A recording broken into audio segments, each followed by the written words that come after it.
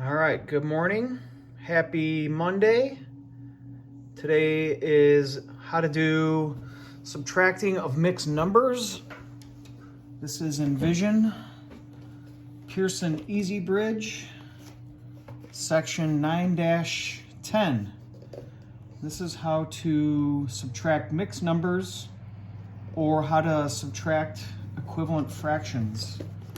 So I'll go through and do a few sample problems for you to give you an idea how to do that successfully. Here's the first problem.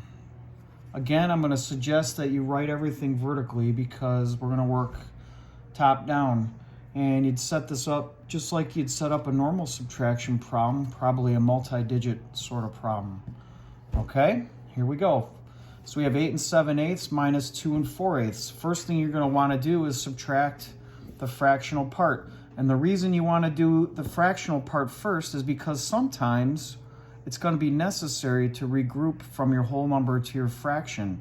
And I'll show you about that in a little bit. But let's just do this very basic one first. So 7/8 minus 4/8, our denominators are the same, so it's easy to do that. We can put your denominator down there already if you want. So simply subtract. 7 minus 4 is 3. And then you subtract your whole numbers. 8 minus 2, 6. So 8 7/8 minus 2 4/8 equals 6 3/8. There's really nothing left to do here because this doesn't equal a half or anything else like that. So that's pretty much it. Pretty easy, right? Let's do one more easy one like that. And then I'll show you a couple of the variations that you are going to encounter. Let's see.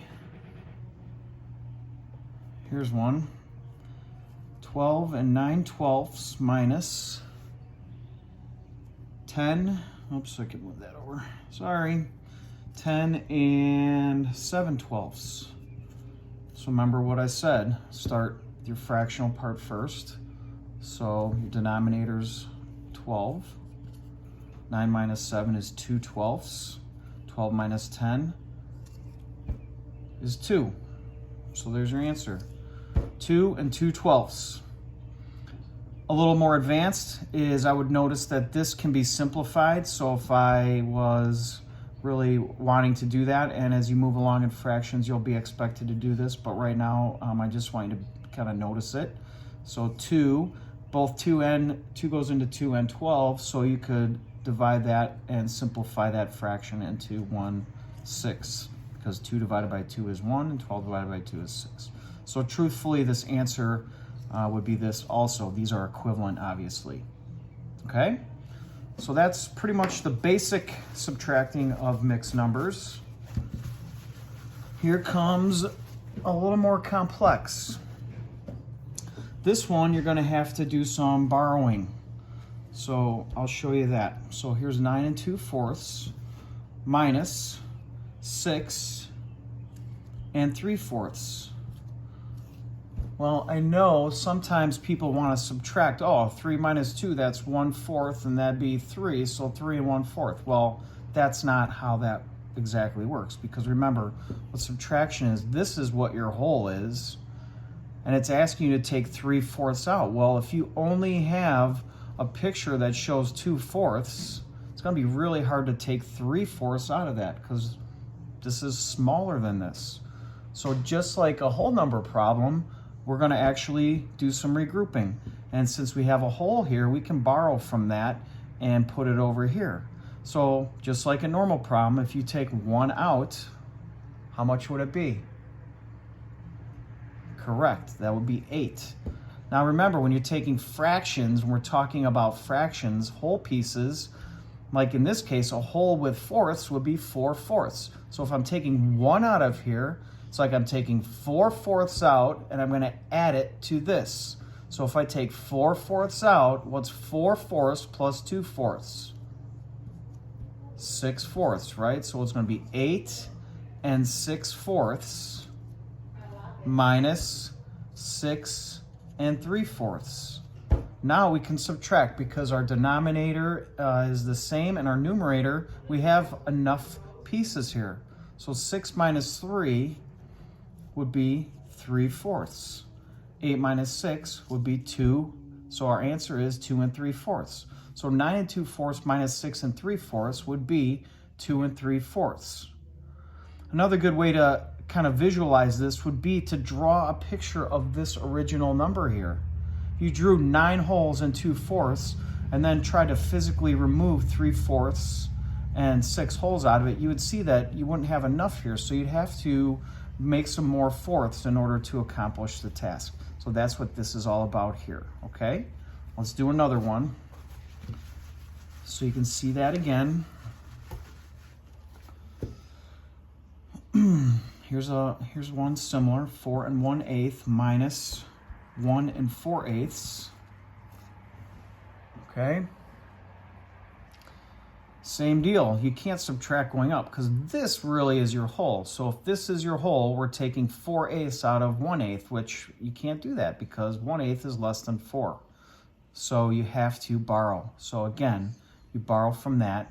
You're taking 1 out, and we're just renaming it over here as a fraction. So if I take a whole out and I'm talking about eighths, it's going to be 8/8. So 8/8 that I took out plus 1/8 equals what? It'd be 3 9/8. I just renamed this fraction by taking some of this and adding it to this. And that would stay the same. So now you got 9/8 minus 4/8, which is 5/8. And 3 minus 1, which is 2. So this original problem minus this is actually this, okay?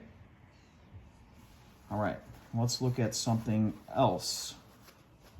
It's a little bit different than that. Same ideas, but it's just gonna look a little bit different. So here's an example of them giving you a whole number and then saying, all right, we want you to subtract a fractional part out of it. So you might go into panic mode already, like, oh, how do I do that? I just go 6 minus 2, that's 4 4/5, right? No. Not quite. What you're gonna have to do here is borrow.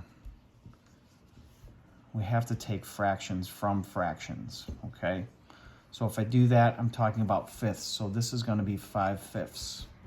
So I took a whole out and I need to make a fractional part so that I can take out that. So here we go. So what's 5 minus 4? 1/5. 5 minus 2, 3. So your answer for this one's going to be 3 1/5. Okay? Let's look at another one of those. So this one's 7 minus 3 1/2. If I have a fractional part, it means I have to take a fractional part out of the whole. If this is in whole pieces, it's really hard to take a half out. So what I have to do is rename some of it as a fractional part. So I'm going to take one whole out of here. So that would make that 6. I'm dealing with halves. My fractional part for that whole that I just took out would be 2 halves. Now I can subtract it. What's 2 minus 1? 1/2. 6 minus 3? 3 1/2. Okay? Now think about it this way. You could check your answers by adding this to this. So what's 3 1/2 plus 3 1/2? Remember that? If you want to check an answer, you take your answer and you add it to the number that you subtracted from. So what's a half plus a half? That's a whole, right? What's a whole plus 3 plus 3? That's 3. 6 plus one more whole, that equals 7. Isn't 7 what we started with? Okay, so hopefully that helps make sense of that a little bit. Just remember, this number here is bigger than this number here. You got to do some regrouping in there. Okay? If you have any questions, please email me. I'm more than happy to get into it further.